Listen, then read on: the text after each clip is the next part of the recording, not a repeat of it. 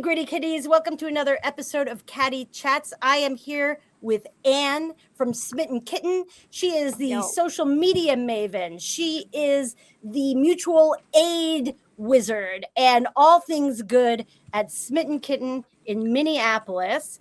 And we're going to talk a little bit about what's going on, what's happened, and what's happening now, because I think it's really important when there is so much coming at all of us at all times. So this is not like a shame thing. This is just a reality thing, especially if you have a dopamine deficient brain like mine and can have every next fire takes attention from the next thing. This is as much for me as for anyone to realize that the tactics of DHS and this government may have changed. They may have changed the photographs that we get out of Minneapolis or Los Angeles or Chicago or Maryland, but it doesn't mean the reality of what is happening has gotten better.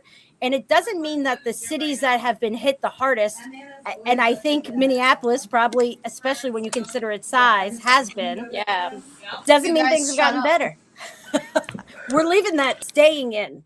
Yeah, it's like, you guys. I mean, that's my kink. Sorry. Maybe I like hearing other people tell people to shut up. Anyhow, we're going to talk a little bit about what the reality is on the ground and what we need to know. And also, we're going to do something at the end called 9 Vibes, which is a new thing, not 9 lives, 9 vibes. And because I think it's important to have some fun in these podcasts. And I've gotten to interview a lot of great people. Know about and vibes. I forgot I was a comedian. Yeah. I forgot I was a person who was essentially a positive person, like against my will. Like against my will, I am like a person who believes we can put a show on in the bar. Out of spite.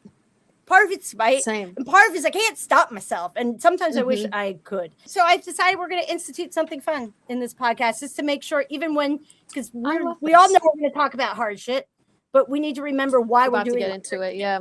Let's start with Smitten Kitten. What's the history, briefly, of Smitten Kitten as a business, but also in the community? Yeah, Smitten Kitten started in 2003 because the owner, JP, who is awesome, dropped out of college and used their student loan money to buy inventory for this store. You know what? And we love them. We really need to interview JP. I have had some pleasant interactions with JP on Instagram. I think also when you were maybe on vacation or something. Yeah. They seemed super nice to me and everything, but I didn't realize they were an international student loan thief. Yeah. Oh, whatever. Me too. Don't worry, there's nobody left in that department to follow up on this in any criminal way.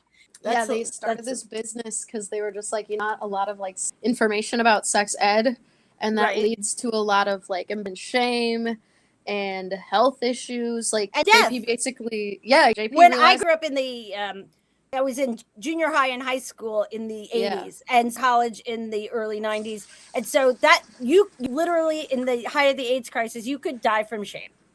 I mean, to put the most stark point on it.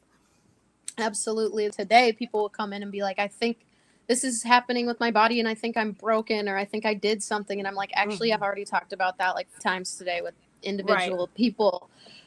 Just creating a space where people could come ask honest questions about everyday life and sex ed, whether that's like a baby, getting a divorce, losing your partner, coming out, transitioning, etc. Just wanting to have a safe space where people could process that stuff and feel like they were through normal human being stuff. So JP spent a lot of time working with all different types of communities and networks, whether that be like ground grassroots, nonprofits, doctors, etc. It's a lot of people that work at Smitten Kitten end up being a sex therapist eventually. I don't know if I'm gonna do that, but I definitely talk to people about their personal private information on a regular basis, and it's really lucky that we have a job here where even in the political climate that we're in, no matter what, I get to wake up and go clock into like helping people with their reproductive health on a regular basis. So no matter what's going on in the world, it's really rewarding. It's like I'm not exactly, but it's kind of like a free clinic. And unless I would think scary one, because it's not a bunch of people in white coats and like clipboards and it's not so clinical. It's like human beings. Yeah, like, oh, it's just Wednesday. Come in all the time, and they're like, I'm very nervous to talk about this. I'm like, that already talked about this 10 times today. They're always like, I have a weird question. Do you have like handcuffs? And I'm like, oh my God. I'm We like, have why? a You think I'm section. a cop? It's Like, over the aisle, like a grocery store, probably. yeah, yeah. So just, I don't know, making people feel comfortable, and we're all about trying to meet people where they're at. Like, we live in the context that we live in, and it's crazy. Not everyone has the same attention or lack of attention in certain aspects of sex education and relationships. So we really try to, I don't know, just like I said, meet people where they're at. So we'll be helping people with like sexuality, or if you're going through like cancer treatment or the aftermath of that, like things that are very personal and intimate but don't really get talked about, or it's nerve-wracking for doctors to talk about, and they're just Right. like, I just want this out of my office, it's a liability, blah blah blah. We'll have people come with their my chart papers like to the shop and be like, oh, my doctor told me this, and I'm like, thank God, because sometimes the doctors just say go to Smitten Kitten with no context. And I'm like, okay, well, now I gotta know. Also, I feel like a referral fee would be in order from that Right. doctor to you all. I think Right. that's just something to think about. Something to think about. Mhm. Not the I patient. agree. Not the patient. The doctor. Right. Right. Yeah. So that's how things started with JP really Mhm. reaching out to the community and meeting all these. There's all kinds of places where sex ed, sexuality, etc., so on intersect, and it could be things like cancer recovery or treatment, but it could be maybe more obvious things like coming out or transitioning, or but all kinds of different, aging, whatever it might be. Yeah. And I would think that, I'm guessing that that's sort of how the beginning of this mutual aid began. Is that right? Yeah. Expanding So beyond JP just the has sex help. totally something that JP has always really cared about in their business is like uplifting the community at the same time, like putting their money where their mouth is, which means like when you're putting money into your community, that's coming back to you, whether that's like education or just like what it's gotten to now, where it's like we're distributing Narcan for people, or having snacks for unhoused people, or people just having a tough time. I think the moral of them is really just like being the person that you wish you would have had in a tough situation like that. And when we work with so many and are a part ourselves of like marginalized communities, you really figure out like, okay, these are the real people that I can trust and depend on in a system that wants me to die, and doesn't give a shit about me, i.e. like the AIDS epidemic, and people telling us that like these struggles that we're experiencing are our own fault of like not trying enough, or not being good enough, or not following these specific rules and hierarchies, and like having Because to meet all of these hurdles. People who buy into those things a lot of times, or create them, I find, want to believe desperately that if they follow the rules, they're not going to die, or they're going to feel better, get unhoused, or it makes them, it feels like a very outward thing. And yet over the decades that I've lived now, I'm like, that is violence that is also directed inward. And if they ever got into trouble, they would be in a lot of danger, because they probably wouldn't be able to ask for any help. It's exactly sad. Yeah, I mean, it's not okay for them to do what they do, but I'm just saying it's very psychologically weird. There's a lot of people miserable out there because they can't truly be themselves, and then they take it out on everyone around them. So we're like, how do we make a space for ourselves and for others to be able to be themselves and safely, sanely, consensually do all of those things? But yeah, when it came to starting mutual aid and really like going off on that, it started a long time ago, because JP has always been really caring about like political issues, obviously, because we work in reproductive health. So that's huge. You can't just like be a part of that and be like, yeah, I sell sex toys, but like I don't really pay attention to the news because it doesn't affect me. Like, yes, Right. it does. Right. On a regular, like, even when you don't Or think like it is, gay it is. marriage or a million other issues, not just Right. Yeah. just a Workers' million issues rights. Like, over the years. Right. Who gets to have protections and who doesn't and everything yeah, else. exactly. So they've always put time and effort into like educating their staff really well, making sure that people have a livable wage and good benefits and like feel like a complex human being, like inside and outside of work. And really, me personally, I have experienced just them seeing like, oh, this person has potential in this, like I'm gonna trust them to do that. And look what happens when you do. Like, I've worked at so many jobs in this industry too, where it's like they're like, oh well, that's not in your job description, you don't have to do that. And I'm like, okay, well, there's clearly this need that needs to be met and you're not meeting it, and like here it is. And they're like, oh no, not like that, I don't want those people coming to my space. And it's like, we're already in it. And harm Sorry to hear, reduction, baby. yeah, harm reduction is like a huge, sex ed is harm reduction. So we just kept expanding as we saw these needs growing and growing. So like, I worked at different adult stores before where it was like main clientele is people that work in clubs. So my boss at the time was like, I don't want Narcan in here. And I was like, why? Like, people are going to be using whether you want them to or not. And they're using in your store right now. It's going to be worse if they die in your store. Right. So when I got here, I was like, I would really like it if we started to put Narcan in here, because I know there's working people coming through with their clients, and if we can just have this resource for free that could help someone potentially not die, why wouldn't we do that? I'm really pro not die. Me too. I love not dying. I'm so for it. I love seeing people live. So I love seeing we're ridiculous.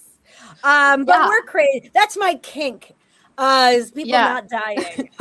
Me too. I'm so we found each other. We can start our own cult.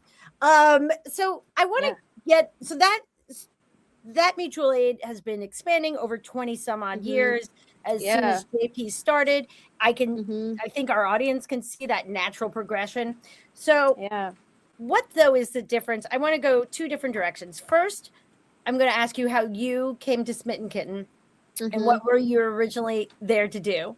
And then I want to get into what was it like a year or so ago, a year and a half ago, and then how did that evolve when we got into the serious Metro Surge stuff? So let's start with how did you come to the Smitten Kit?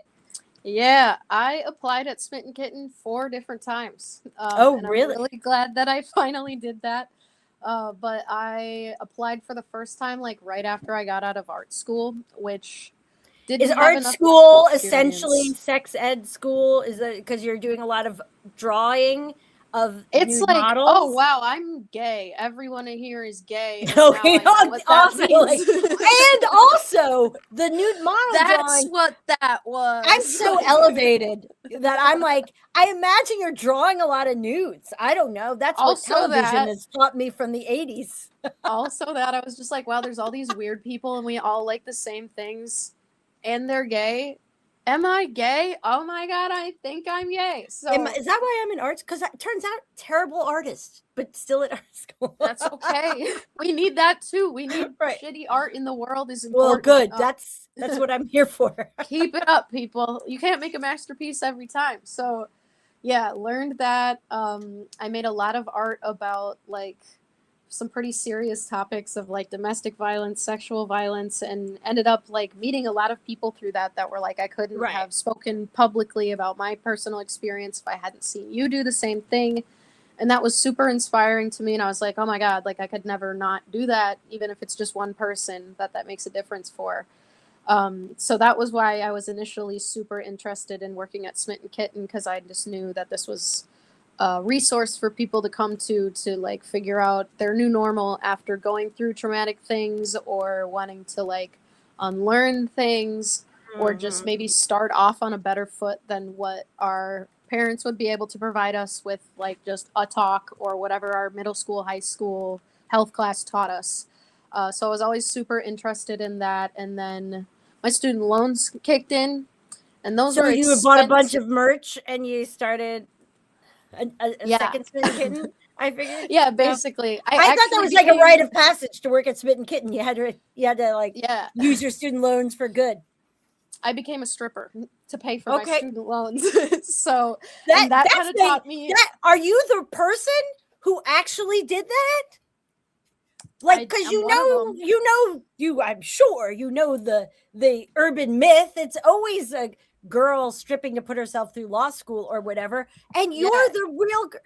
Are you a unicorn or is it a true thing? Pipeline. Yeah, it's totally. It's the stripper to art school.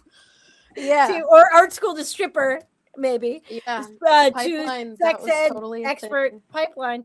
Well, that is first of all. Now I know why we're talking because I am just thrilled that it's true. It's not a myth. It's a real thing. Yeah, it taught me like class consciousness and like class solidarity. So that was some really good life experience, and also really gets you to learn how to like talk to every single person and make them feel like you're listening to them, because it's like you're not always comfortable talking to a psychiatrist or a therapist, but if there's like a pretty girl, you're like, I could talk to her about my problems all day long. So that really made me get good at talking about those things. And then when were you in art school? Can I ask? Like around when did you graduate? 2013 to 2017. Okay. Yeah. So not that long ago. For me, not like that long ago. 10 years. 15. Yeah, that's crazy. So I did that, and then the pandemic happened, and the George Floyd uprising happened in Minneapolis. So I really stopped going to the club because I was like, I don't feel like this is safe.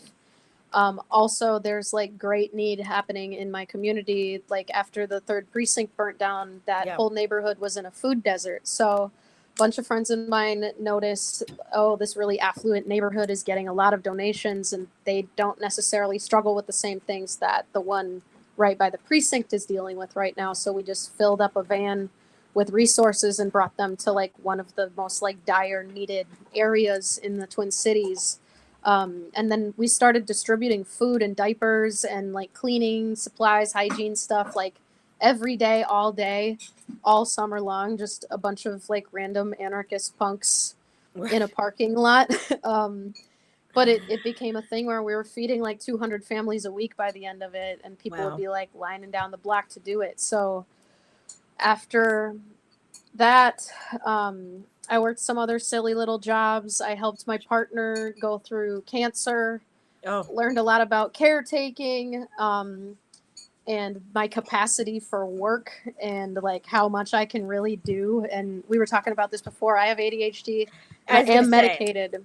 So when I try to be medicated. I try to be medicated. It still often doesn't work out, like the last couple of weeks. Sorry, go ahead. It's like a shortage, but everyone's like, "Oh my god, how do you do it?" And I'm like, "It's a stimulant prescription." It's a stimulant. Well, it's also I am a comedian. It's just this last year I've maybe done comedy like once a month, maybe the last 16, 18 months, sometimes a little more, but I used to tour and all that. I've been to Minneapolis for comedy, I used to, I performed, headlined a few times at the old Comedy Corner Underground back in the day. And I was at that festival, 10,000 Laughs. And I had some really great comedian friends out there. Anyway, the Comrade Trip, that's how I met Comrade Trip. Yeah, Comrade Trip is awesome. Was like right before the pandemic, and then once he opened for me, which is ridiculous. He was brand new, and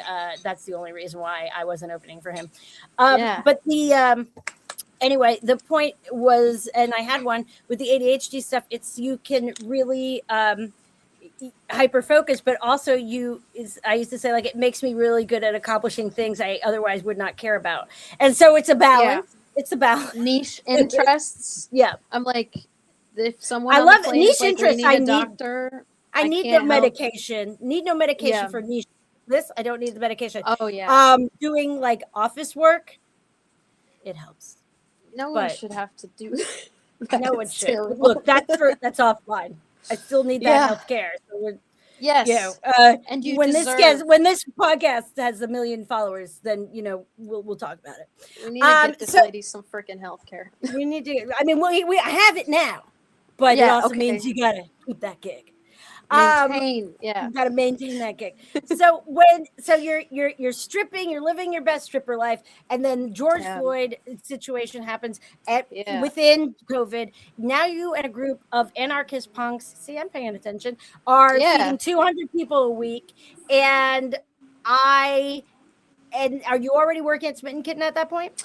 No, so I had finished, like, I worked this dinky little job that was like down the street from my house, so I could be there for my partner, and it was one of those days where you like go out on the picnic bench and like hold your head in your hands and you're like, oh my God, I need to get out of here.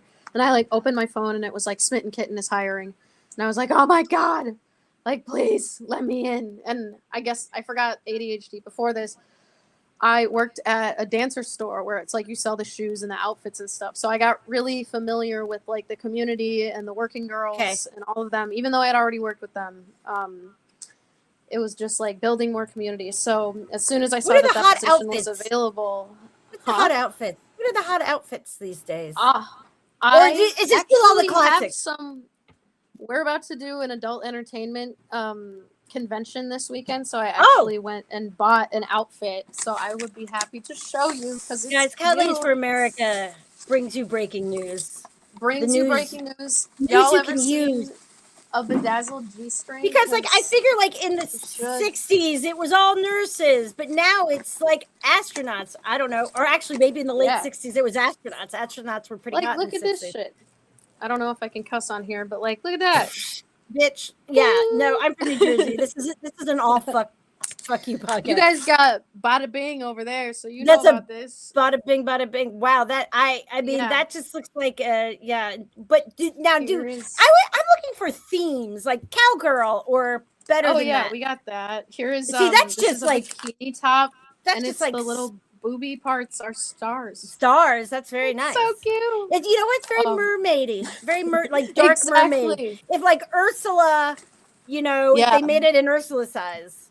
Yes, I'm hosting a goth pride party with Gothis this weekend. Okay, so I think you should go as Ursula.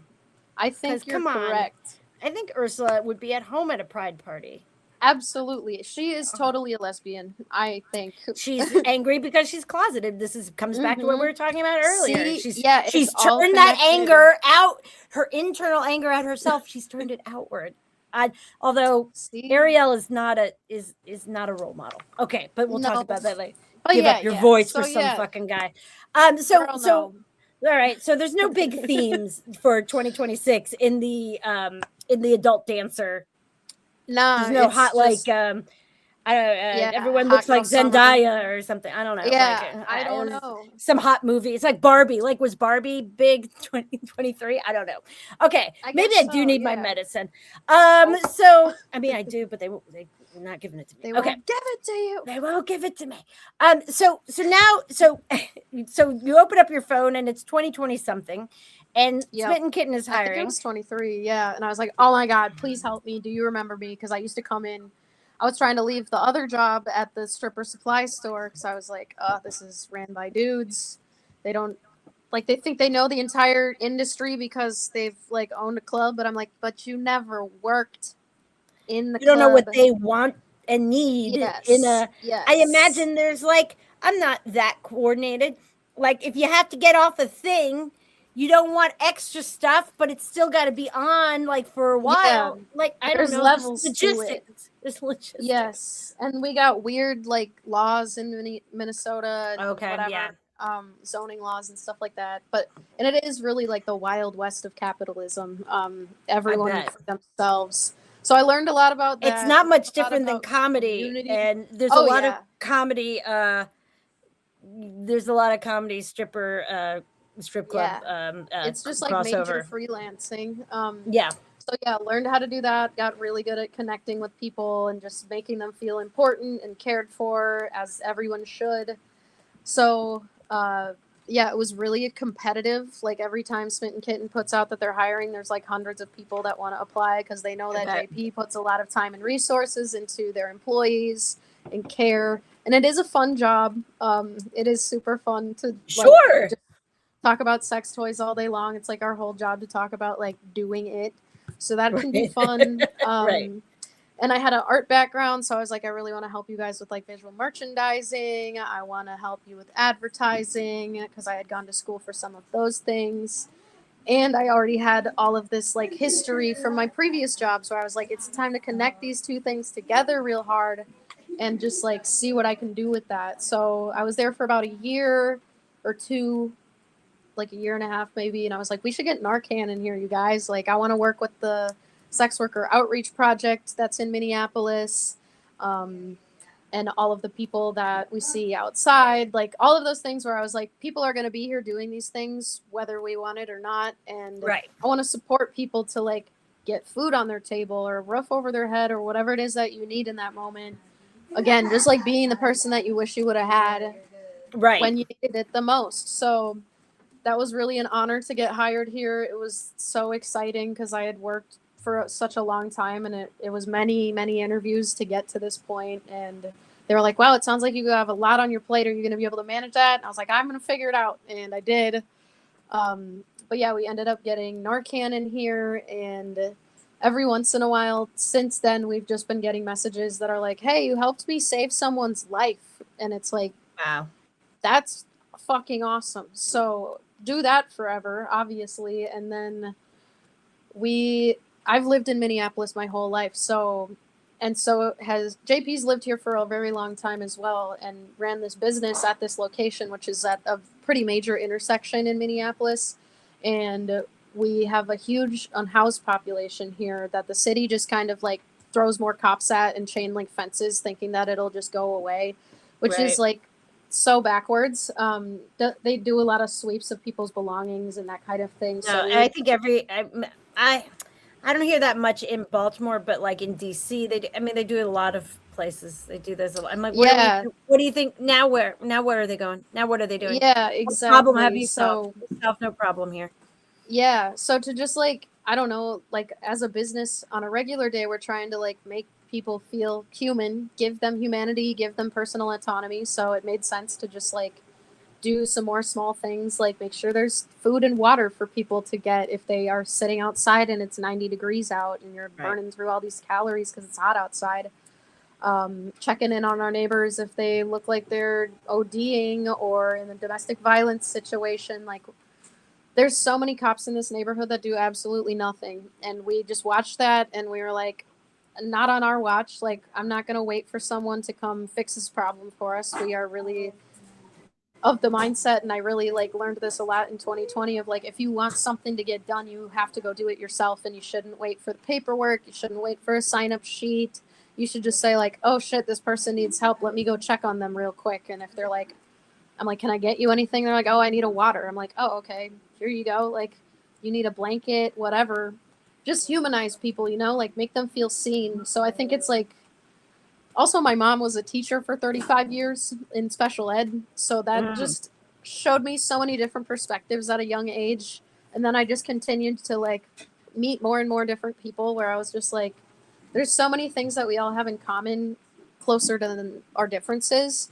And what would happen if we all started to like focus on that versus our differences, where it's like, no, I'm not going to perfectly understand every single individual, but I know that we all need to eat. I know that we all need to sleep at night and be cozy somewhere and be safe. So starting to do those things. And then as Metro Surge started to pick up, I think it really started in like October is when I started hearing about people hiding in their homes and just going out less and less and less until it was like, oh man, I'm out of everything and I don't feel safe going out. So let's stop here. Not stop here, but I want to slow us down here for a second. So now you've been at Smitten Kitten for a few years. Yeah, like 2.5 years. And so and you're there. I followed you guys. Did you move into a new space or renovate a space in the last couple of years? I swear I followed you probably because of the name. Maybe because I went to Minneapolis, I think. But like I followed Smitten Kitten before all of this. And then all of a sudden, we were all looking in a million different places at once, and a lot of people had extreme situations where they live, or were in constant fear of that. But Yeah. I kind of look up, metaphorically, and maybe it's in early December, and you guys are running an operation, like an Yeah. operation. So with this, if we're starting in 2025 October-ish, Mm-hmm. that's when you Yeah. start hearing about people. I realize that wasn't the ramp up everyone kind of became conscious of, but I want to start Right. there because I want people to understand how kind of insidious it is, if you wouldn't Yeah. mind. Yeah. So, like I said, like people starting to hide out pretty early, and then just like not getting groceries, not getting prescriptions. It gets to people like, I'm afraid to go to my dialysis appointment. Yeah.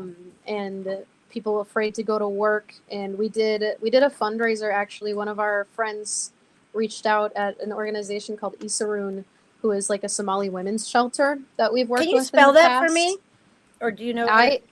ISRUOON, I think. I'll look it up too. I just want to. I Yeah. want to put it in the show notes. Yeah, those guys are awesome, and they reached out to us and they were like, we really need help with like lawyer money and attorney money, and like one immigration case costs like 10 grand. So we need some meaningful action, and we know like you guys work with doctors, therapists, etc. Like I've said this so many times, but if you got $300 for a luxury sex toy, like I think you got money for someone's groceries or their rent. So thinking about that when I'm advertising, of being like, these people are in dire need, and if you got it, you should spend it right now and help them. So we did a day where it was like 100% of the proceeds go towards people's immigration lawyers and their attorney fees. And I think we ended up raising like 18 grand in that time in a weekend. People were like, oh shit, because and yet that helps two people maybe with a lawyer. Right. Yeah. So that's an enormous feat. And then I'm like, fuck, that's not quite two, right. It's two a drop lawyers in the bucket. Yeah. So it's a lot of those feelings. But so as that happened, we were like, all right, this is a thing. There's a lot of people, like there's a lot of white queer artists in this community too, and like at this intersection specifically. So it's a lot of people that were like, this is horrible, I don't know what to do. And it was like, okay, well, we have some groups that are asking us for help, so we're gonna tell them or tell you what they told us, and we're gonna deliver because they're asking for help. So we did that, and then Renee Good was murdered. People picking up on Ice Watch and that sort of thing, and that's not far from us. That's maybe like a mile and a half. So we sold like 2 bottles of lube that day, and me and JP were looking at each other like, this is not what we're supposed to be doing today. Like, let's go down there and see what's going on, be with our community, and really just like take a moment to take in what is happening right now. Like watching a white woman be murdered in the street this time. Because we unfortunately all have that is what a lot of white people. Yeah. I'm not saying they sat around consciously thinking that, like, I'm going to wait till a white person dies. Right. But we have been, I don't know if you're a white, well, I'm Italian Jewish girl from New Jersey. I'm white. And so I don't want to like, identify with yourself. You can do that yourself. But like, unfortunately, we have been purposely very brainwashed, even if we are, trying to do the right thing or whatever the fuck. So for a lot of people, that's what, for a lot of white people and white women in particular, that is what opened their eyes. And it's really unfair and it's fucking ridiculous. Yeah. And yet, I mean, that was that you can't say that had nothing to do with it. Because it did. That was a wake-up call for people that was like, oh wow, they're doing the same thing that they do. Bitch, you're in danger. Indigenous people. And now they're making a smear campaign about it, and like, this is not new for so many communities. So immediately, with your experience with George Floyd situation is the mirror image of that. They were like, oh, he was trying to do this, he was trying to do that. I'm like, well, I guess and then however long later, everybody, all those police officers are, And it took charged the into third jail. precinct burning down to get them to go to jail. So what will it ever, like, I don't even... oh, what's it gonna take? But also we're not there yet. We're not there yet. Yeah. We're still sort of in survival, get to something a little bit better. We're trying to, Right. we're like in the pool drowning, where lips are above water. We want to get to at least like a ladder or a floaty. Right. So, oh my God. So then after Renee was murdered, I think it was literally the next day, I went to open the store and literally just like turning the key and heard all the whistles and caught the tail end of someone being abducted from a bus stop right next to my job.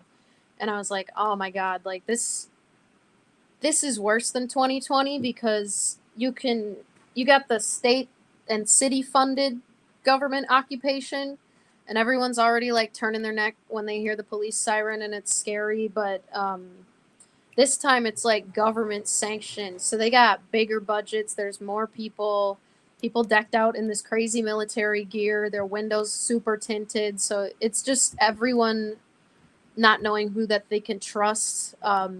And I think that was part of a tactic too, was making everyone distrust each other. Yeah. And not know what was really going on. And it didn't really seem like they had a plan other than like terrify people and kidnap them and tear families apart and like create violence and fear. So it got to the point where it was like the Minneapolis public schools are closed because of the threat of ICE. And our neighbors at Rectangle Pizza started distributing pizzas because they were like, we have an empty food prep kitchen, so we're going to fill this with volunteers and try to get these kids some food because they're missing meals right now. And I was like, my head immediately went back to 2020. And it's not like it's not even just the kids who are everybody. Immigrants, or they look like someone who they're allowed to detain and throw into a hellhole with no... They were just doing it based off of people's like accents. Yeah, or if that, but the thing is, if you're impoverished and you're not going to school, it doesn't matter if you would be a target or not of ICE, because you're not getting your one decent meal a day then. Right. Yeah, so my immediate explicitly thought of that, but of course. Yeah, so my immediate thought was just like, oh my God, everyone needs everything. Like, I'm gonna throw my Venmo up on our Instagram and see what we get, and I'll just go to Costco. And I think I made like maybe $400 in like 10 minutes or $800. I can't even remember at this point, because it just was like a snowball after that of just like, okay, let me get diapers, baby wipes, toothbrush, toothpaste, etc. And then brought that back to Rectangle's spot, and it was just like gone immediately. And I was like, oh, so it was the same type of thing where we did that fundraiser, and it was like, this is just a drop in the bucket. Like, we got to get going. So then I was like, put the call out. If you got money for this, you got money to help people with this, and I need you to fill up this business as soon as you're done watching this video. And people really did start to show up, because they were like, well, I don't know what anyone else is doing yet, and you guys are the first people to say something, so I guess we're coming to you first. And it was so insane. Oh my God. Like every 15 minutes, it felt like someone was rolling up with a SUV and they just went to Costco. And our store is maybe like 4,000 square feet at the max, probably like 2,000 square feet. And it just filled up, like you could not reach the products. And it didn't matter, because it was like people's lives and personal safety is on the line. And after that, we started to realize like, wow, if you don't have rent to pay to like keep your items and a roof over your head, none of these products mean anything. So we were also like, bring cash when you have it, because that's going to make it so that we can, like, people can pay their bills.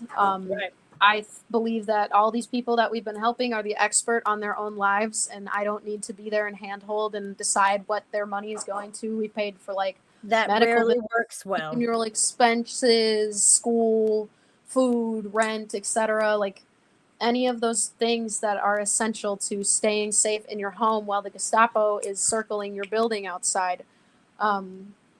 So, and it got so full to the point where we were like, people would come past and be like, what's going on in here? And we'd be like, oh my God, please take something, because there's so much in here. And then and then international media just started popping up on our doorstep. Like, what are you guys doing in here? And I'm like, okay. Here's okay, BBC or whatever. Yeah. We had Canada, we had Germany, like Canada tracks, but yeah, the rest is wild. Yeah, Germany was real interested in what we were doing. They were like, I see what you guys are doing. Thank you. And I was like, my God, I'm sorry that this shit is repeating itself. Right. But yeah, it was just like all hands on deck. The other crazy thing was that the owner had like family emergency happening at the same time. So they were like, and you're home alone for like 2-3 weeks out of that. Maybe, I think it was like 2 weeks in in January and like 2 weeks in February. And the week in February was actually the one where Alex Preddy was murdered. So that was insane. And it was like, do we stay open? Why do we stay open? Like, what is the point of any of this? It was like, and that's also like a mile from us as well. Like, so we were just, whoo, girl, what the hell was any of that? Let me, okay, first of all, yeah, how you doing? I know you went on a vacation. Right, yeah. I mean, I'm not saying you were like in Hawaii or whatever, but you like were, you took days off of online. I did. And stuff. Yeah, so that was good. really nice. It was gorgeous. I have not missed a therapy appointment since any of this. My Zoloft is working. We love her. Okay. I do try to I just moved into my own apartment. The other thing that is funny to share with the world is I've been going through a breakup that I decided needed to happen right after I got back from vacation, because I was like, oh, this is a lot, and if I don't feel supported, then I'd rather be by myself, because my teammates and my friends that I'm with, I'm in a committed relationship with Minneapolis and the Smitten Kitten. Right. And I am so honored to be able to work with these guys every day. They're the best people.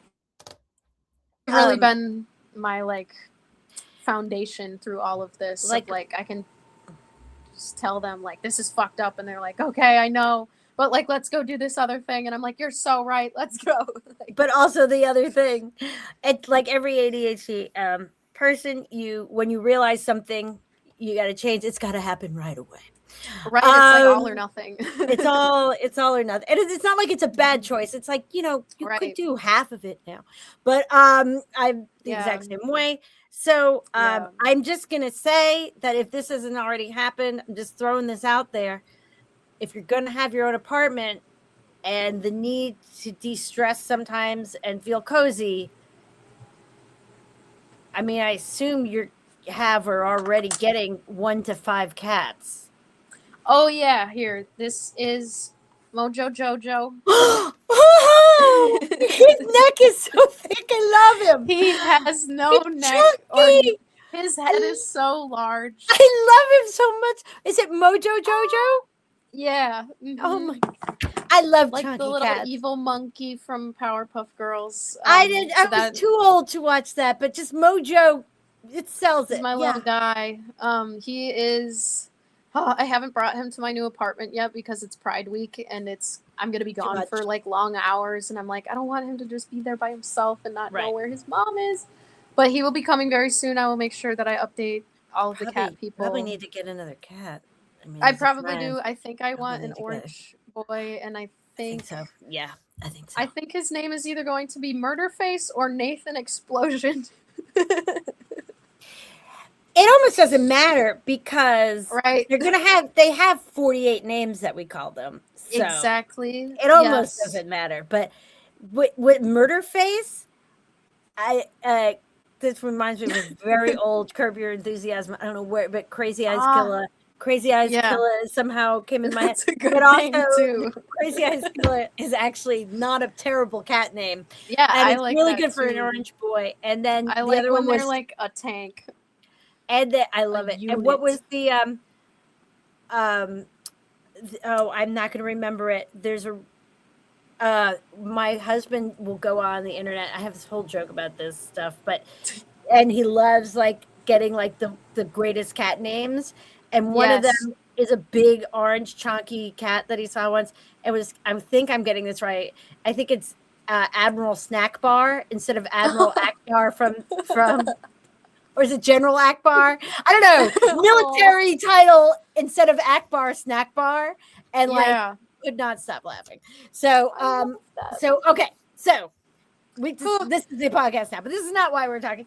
So you're doing all things considered, you're doing pretty good. Yeah, I think so. All things considered, growth, personal growth. And so since let's say February, in particular, when everybody could start to sort of bring their head up. I want to talk about how things have changed and what's still going on, but I also want to talk about, and this maybe isn't that comfortable, but it's important. What's going on? Well, it's a different kind of uncomfortable than you talk about every day. But I mean, what has happened to the economy in Minneapolis, and what has happened to Smitten Kitten? Yeah, it turns out government occupation is terrible for business. I feel like during COVID, a lot of places were able to receive like financial aid for like COVID loans and that sort of thing, which we were just kind of getting to the tail end of paying off. But also, like, obviously people are afraid to come down here, which is whatever. They're always going to be afraid to come down here. And if you've never seen a black or a brown person or an unhoused person or whatever people that you don't relate to or have never seen before scare you, you should stay where you are, because we don't need your I live in company Baltimore here. now. You so cannot say the word Baltimore without people. I'm like, the murder rate's the lowest it's been since the 1960s. I mean, and that's not the only standard, and their shit has to get done. But like, you guys, it's almost like The Wire was 30 years ago, guys. Human beings, and The Wire is awesome. You should all take notes, okay? At this time, that's like the most realistic cop show there is. Well, I haven't watched the whole thing, and I have to now because I moved here 4.5 years ago, and it's like I have to not to talk about it, just to like you got to. Yeah, it's so. I mean, I've seen it, but not like end to end. Okay. Yeah, it's really good. But yeah, here it's like people are tapped out because we've been spending all our money on mutual aid. Rightfully so. Like, that is always the number one priority, but something that happens when you open up your store to do that is a lot of things take a back seat. So we've had a lot of volunteers with a lot of hands in here. There's a lot of theft, which is whatever. If you need stuff while you're stuck and trapped in your home, I don't blame you. And like, it's people over property 1000% every single day. That it says it in the Smitten Kitten handbook like a million times. We would rather have someone walk out with something than like threaten our lives or any of that stuff. Like, all of those things are replaceable, and also, but it's also kind of expensive. Yeah. So now we're like, oh shit. So going back to like where we were at last year, we were actually at a point where it was like, we've created such a name for ourselves, and people would be like, oh, I need a donation from Smitten for this, or I would need to come see them for that, and be like, it kind of felt like people forgot, like, we are still a business and we need help too. So we actually got to a point where it was like everyone was laid off at this time last year. JP was having a really hard time, and they were like, man, I don't know if people even care about this. And I was like, are you crazy? Like, this is such a resource. It's Pride Month, and we're under this stupid ass administration that we're all dealing with right now. Like, this is not the time you had tariffs. to die. I mean, I don't know how many things that you sell were normally made in China. Or every tiny motor in a vibrator comes from China, so that was insane. Was it every vibrator comes from China? The little motors in them. Oh, yes. Oh, really? You see? Yeah. Every nook and cranny of the economy, my friends. Yeah. So we can't even fuck in peace, like, without. Not with Mojo Jojo around. Anyway, I don't know what that means, but I just wanted to say his name again. He's just staring. He's waiting outside the bedroom with his giant eyes, like, my mom's in there. That's so ridiculous. But you have to listen to my friends Grief Cat, which are really great duo band. Like, they're comedic songs, and they have one like My Tiny Little Kitten, and it's of that theme. And you can find them online. Grief Cat, they're great. Yes, so them. But they were on our thing, but in a different section on Cat Palooza with you. So you have all this stuff a year ago happening. Tariffs are hitting things hard. Where in vibrator motor land and probably a million other ways. And what happened? Yeah, so it was just me and JP, like, or basically JP, like by themselves all summer, running the store, being honest with people and saying like, y'all, we're in trouble, like we could use your help. We put out like a public thing that was like, you guys, we're on the verge of closing, and we did like 3 weeks worth of business in a weekend, Wow. which was insane. And I was like, look, see, like the people really do care, and the work that you have put in really does pay off, and people don't forget that. So to my boss JP, the richest person in town. Very yeah, my it's a God. wonderful life moment. But Yeah, instead of they're a such an basket of awesome cash, it's person. dildos or whatever. Yes, they are such a kind person. Like the amount of times that they have not taken a paycheck in order for their employees to do that is a stupid amount, and just shows like how much they are dedicated to like being the person that is there for people in their time of need. And we want to keep returning the favor to them. So this year they were kind of saying the same things. They were like, I just don't know. I don't know if people care. And I was like, you're sounding crazy again. And like, how are the numbers looking? Because this is how you sound when things aren't going good. And it was like, oh yeah. We've raised hundreds of thousands of dollars. I'm pretty sure $1 million of mutual aid at this point, and it leaves here as soon as it comes in, because we just want to get that out and have people pay their rent. But yeah, definitely when you're dealing with such a like emotionally charged and like an emergency environment, it felt kind of like we were working at an ER for financial stuff. Yeah. So a lot of things got messed up. We're all a bunch of neurodivergent ADHD people trying to run a business on a regular day. So like that's not easy. Things are messy, anxiety, burnout, like all of those things. Family, like I said, like real life is still going on at the same time. Family getting sick, breakups happening, moving, all of those things does not still. Right. So it's like we had to take a second and be like, oh my God, like if we don't tell people what the reality is, we're going to go down and then nobody's going to get help. And that is never what we want to happen. You got to put your oxygen mask on. Exactly. And that's been so hard, but it is like incredible. It sucks because I was actually sick last weekend when we kind of put out the call to help, and we had so much business over the past like 4 days, which is really going to help us like kind of continue to build our foundation back up so we can. Well, what can people do? I'm not going to end. I still want to get to the part where we talk about the reality that people may not realize how destructive things still are in Minneapolis. Yes. And that's in part because, then terrible things happen in my home state of New Jersey, or then, so it's not out of not caring. It's just there is on purpose. There's so many part pieces. Of their strategy. It's they chaos. try to do chaos all the time. And I want to know, like, where are you guys now? What could people do? Like, they want to help from the mutual aid side, but also what can they do to help you guys? Like, what's a real thing? Yeah. Sharing our social media stuff is free and super helpful. Just getting other eyes from other places to see what we're doing. Even if it's just like commenting on something, it drives engagement to bring people to our page. And we're always like, so I'm kind of the advertising person, and I really try not to bombard people with ads because I'm so tired of seeing ads all the time. It's but your social media is fantastic, and I want to be your social. I'm not cool enough. I'm not chill, but me either. That's the best way. Well, you're better at pretending. Or you're unchill in a chiller way. It's the stripper thing. That's what it is. The masking. It's the masking. You got it. Oh, ADHD and masking and stripping. Now I want to go off on that, but we're not. We're staying right here. I'm like, do you have 16 hours? Oh my God. But this is a 45-part podcast. This is every week for the rest of the year.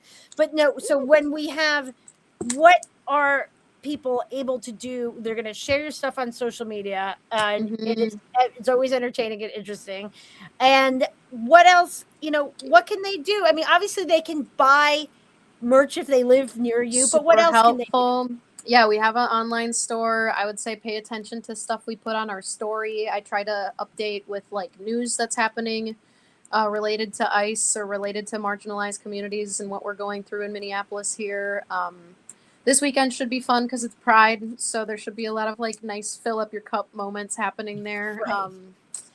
which is very needed. Like it's really special to watch the city catch our breath a little bit. Like there's still so much work to be done and so much trauma that is constantly unfolding, but to be able to take a minute and be like, you know what? And I'm gay at the same time. And kind of and you'll never believe this, but guess what else?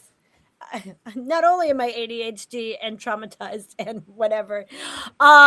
So the yeah. do you guys have You can any do it kind all. of subscription?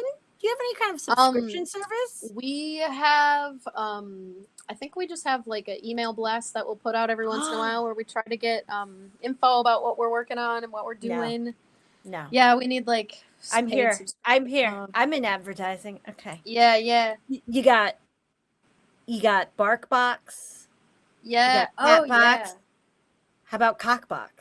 Yeah. How about like Catbox. those people Catbox love 2.0. people love those, you know, I'm gonna send away and each month I get what are probably leftovers of things that, do you know what I'm saying? Yeah, like a lube tester. Whatever knickknack. Yeah. You know, and it's like maybe you don't need it every month, maybe it's every other month. That is my idea for you. The Smitten Kitten smut package. Yeah. Or, you know, whatever. I love this idea. Yeah. We I always know. got weird stuff to show people. Like it's 100%. like samples when they're subscribing, and but you know what you're going to do every month, so like you know what the costs are going to, you know, roughly. Yeah. That's a fucking good idea. Okay, yeah. I Cockbox. am gonna do that. Cockbox, smut. Yeah. But I'm like Smitten Kitten, Smitten. We'll work on the name because there's going to be a great name. You're going to come up with such a good fucking name. Bitch. But I think it should be, and you should market it like you look exactly like you. Now we're just off to the fucking races. Sorry, everyone. Good. This is a podcast now. You're wearing like fake wholesome like 50s like housewife thing. Like you're like marketing like they do like the one of those little cutesy candles and bullshit box. Like I'm QVC, but it's Smitten Kitten stuff. We're trying to help you treat hysteria and fight fascism at the same time. You know, it's affordable and people get a little piece, but then people have something to look forward to every month or every other month. Subscription box. Okay, hell yeah. I don't want any money. I only want to be invited to the party. That's all I'm asking. Immediately, yes. I'm telling you, I actually think this is a fucking great idea. Okay. So that's over here. Also, you should just get a Substack and put stuff on it. Yeah. Like people will give you $5. We'll talk about that offline. Oh, I'm so excited for the smut box. I probably won't even use it, but it doesn't matter. I would like to look at it. You can be like, my friend made this. Or you give it to gifts. Who knows? Yeah. Who knows? My bachelorette party. Whatever. My bachelorette party days are probably over. But point is somebody, or just give it to the cats. I bet they would. Yeah. Whatever. It doesn't matter. The cardboard box, they're going to love that. The cardboard box alone. And that's part of the sell of this. Yeah. Smitten Kitten in a box, cardboard box. We're spitballing here. We don't know the name yet. You guys, when you get the name. It's coming. I'm dying to hear the name. Okay. Yes. So first of all, we've solved all your financial problems. Boom. Perfect. No. Yes. But seriously, so people can order stuff online. You're going to come up with the Smitten Kitten kink box or whatever it is. Yeah. And also it's just educational. For people like, oh, that's it. I didn't know that was a thing. Nerds. How interesting. Yeah. But is there any other way that they can help you besides literally buying stuff? Yeah, just pay attention to the news, you know, like turn on your Google alerts, even though Google sucks. Turn on your Google alerts for Minneapolis. Sometimes we'll have, also Amazon is the devil, but sometimes we have an Amazon wish list where it's like, here's things we need for the store. Like when it's really hot out, we're trying to get little like ice packs that you can crack or like deodorant. Oh, nice. Stuff. Those are always ways that we can like help out and do outreach to the community where the city is really lacking on and like continues to just fall behind and not care. We really like, it's at the point where people call us the mayor now sometimes because they're like, well, you guys do stuff that the mayor should be doing. And I'm like, all right, we're the United States of Lyndale and Lake Street now. If you're local, come say hi to us, 3010 Lake Street or 3010 Lyndale. Whichever. I think Yeah. that it's, by the way, is it today? Today might be the cat tour in Minneapolis. It is the cat tour. It is. We're expecting a breaking news from Rachel, our Minneapolis chapter captain. I just remembered that because there was I couldn't swing it, so but adorable. I was like, I gotta come out. But so when people, so just what people need to know is that you've done probably $1 million of mutual aid in, let's say, the last 6 months, but because not just because of tariffs or whatever, but because people are terrified to go outside, because businesses are hurting because of the way ICE and DHS has destroyed neighborhoods, how it's hurt businesses of all kinds, because people might be totally legal citizens, residents, doesn't matter, but it doesn't matter if you get plucked off and sent to Dilley or something. And so there people are leaving their jobs, businesses, it has this whole ripple effect throughout the community, including your retail shop. And people need to pay attention that groups like you need support in an ongoing way. You cannot just say how sweet they are and how great they are and then forget about them, because what you're leaving is somebody who helped everyone else when they needed help. All right. Yeah, and we're gonna keep doing you're not saying that. I'm fucking saying it. You cannot just use people up and then not help them to your ability, which may just be resharing a post. We get it. Not everyone has money, please. No shame. But something, if you have liked anything that Smitten Kitten has done or appreciated it, whether you're in Minneapolis or 100 million miles away, you need to be following them and sharing their stuff. If you have a few bucks and you buy some merch, or just send it to them via the Venmo. All right? God damn it. Yeah. Okay. Amen. So what is it? So, and just to put a pin in it on this point, what is it like now, and what do people need to understand about how it is not over in Minneapolis? Not at all. So many families have been split apart, and now they're trying to figure out how to pick up the pieces or what their next plan is. A lot of people have had the primary provider of their home taken out. They don't have contact with them, or they do, and it's very sporadic. People having trouble paying their phone bills, paying their rent. Now it's like teenagers have both their parents deported, and now they're responsible for 5 other kids, and they were supposed to go to school in the fall. And it's like, how do you come back from that? So we're about to see everything skyrocket, whether that's like substance abuse, houselessness, domestic violence, unemployment, food instability, healthcare instability, just trauma. That's going to resonate for people in so many different insidious ways that we can't even tell what it is yet. So just continuing to try to like listen to people and give them the autonomy that they deserve, and the care that you would want in your trying time.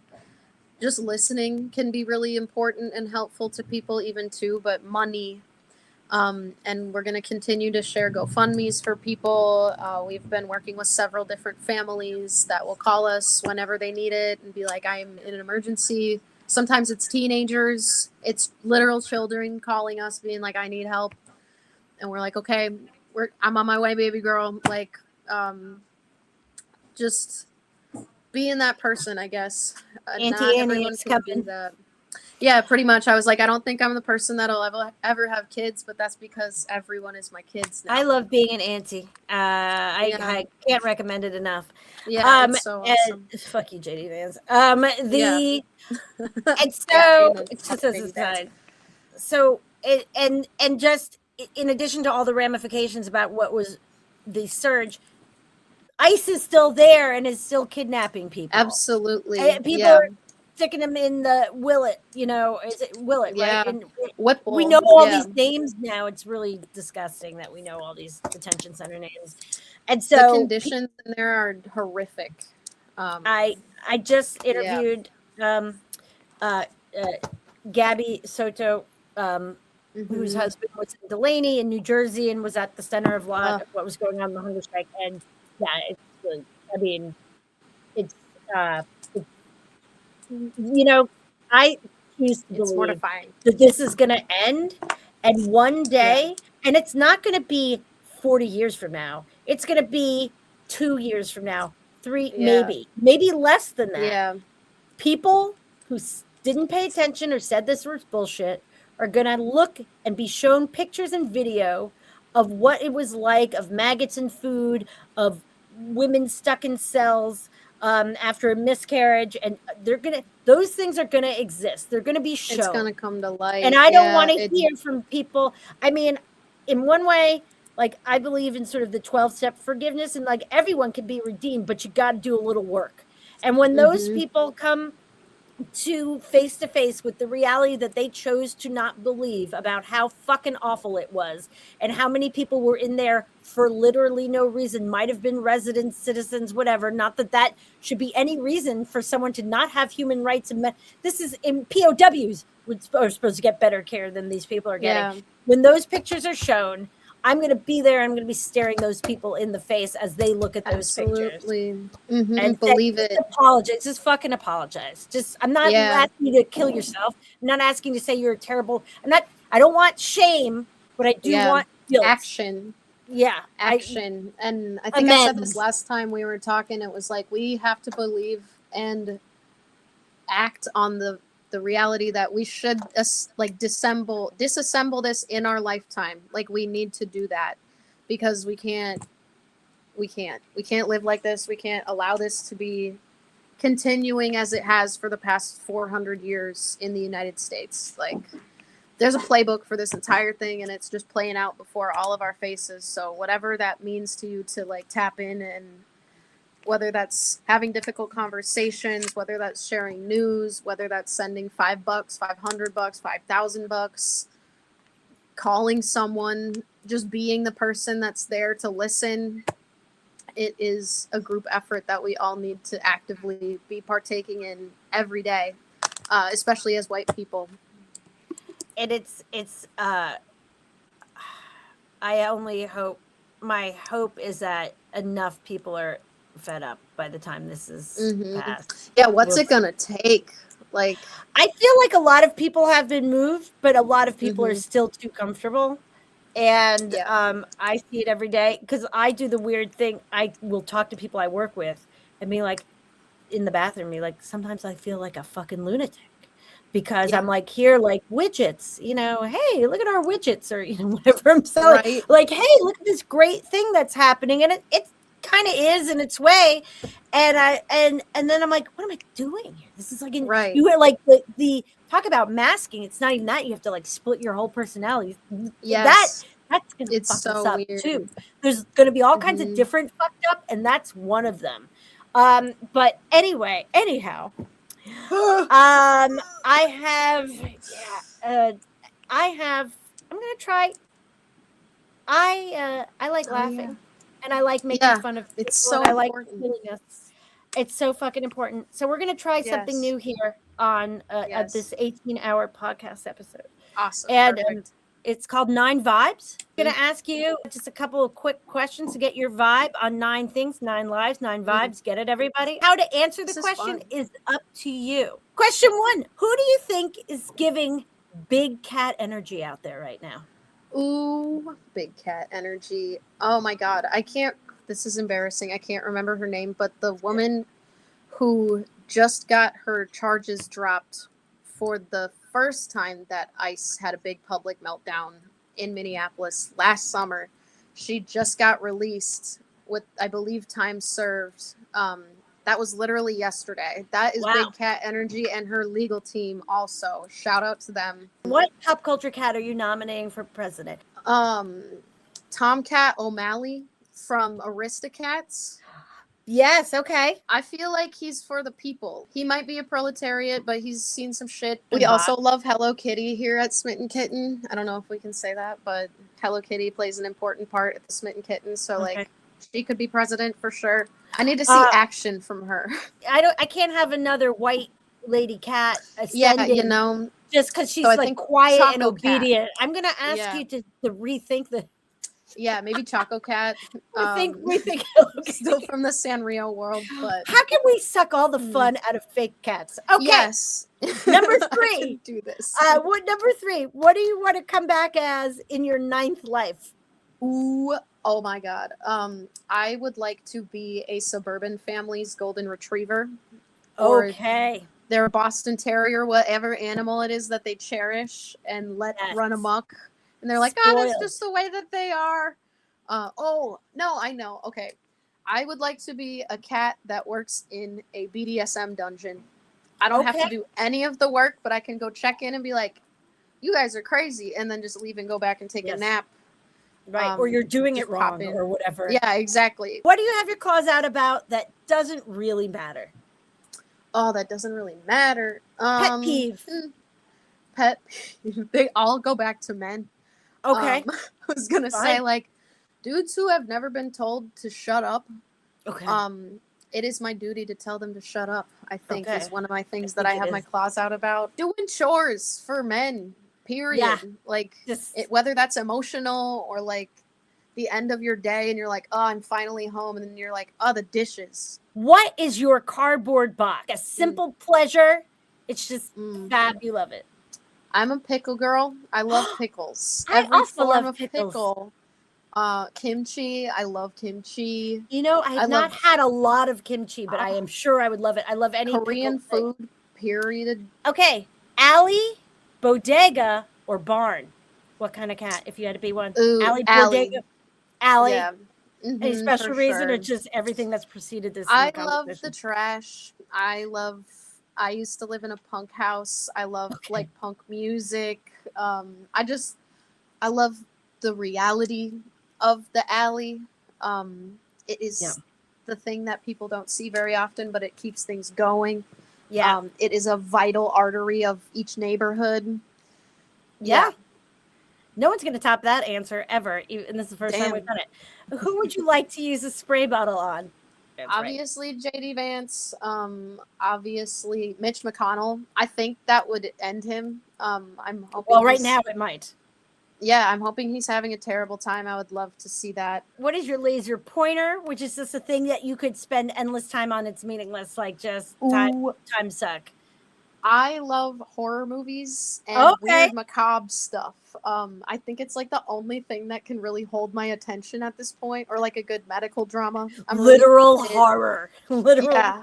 Yeah, because it's like the sci-fi stuff is so much more creative than the horror that we deal with on a regular basis. Like the real horror is every single day, all of the work that we do. But if you can have crazy monsters and like not really have physics for real, that's way more fun. And you get like costumes and funky lighting or like Nosferatu. Like that's fun. I would rather have scary shit be that. Yeah, I like to be scared. When have you worn the cone of shame? And what did you learn? Oh man, I'm like, I could go real serious or I could go silly. Either way. I guess it's both. Like, I've totally been the white lady freaking out and like taking up a bunch of space where it's like your opinion is not important right now. We need to have. Yes, yeah, for sure. So I've totally been the person that's like, oh my God, I didn't mean it like that. But then you're like, oh my God, what was that? And like, let me never do that again. And actually realize that that was not what I was trying to accomplish in that moment. And it actually contributed nothing. So instead of me being like, I think I learned from that, like, instead of me being like, oh, my heart is broken, or I am so sorry, I didn't intend for this thing to be this way, to just be like, oh shit, my bad. Let me move on to being actually helpful and listening to what you have to say instead of like turning it totally inward and making it all about my emotions instead of what we were actually trying to talk about. Yeah, exactly. So I don't know, reading. There's a book that I read recently, probably last summer. This is kind of dark, but all the white ladies should read this book. It was called They Were Her Property, and it talks about the history of like owning people and proximity, especially to like white women, and how that really developed the framework of what we're living in now. So it's an intense read, but I think it's really important that we all know where we came from, because it never gets talked about, because everyone's like, we need to move on, which yes, but also history's going to repeat itself if you don't learn it. So Yeah. That's kind of a big kid answer, but no, this has been awesome. We'll do it every week. Yeah, thank you. Amazing. Each week it'll be 40 minutes longer. 3, 2, 1. Claws out. Oh, you gotta do the claws out part. Oh, I gotta say claws out. You gotta say claws out with it. Ow. Oh, I mean, we should probably just let that stand because it looked amazing. Okay, but no. 3, 2, 1. Claws out. And you're one of my favorite people I've never met in real life.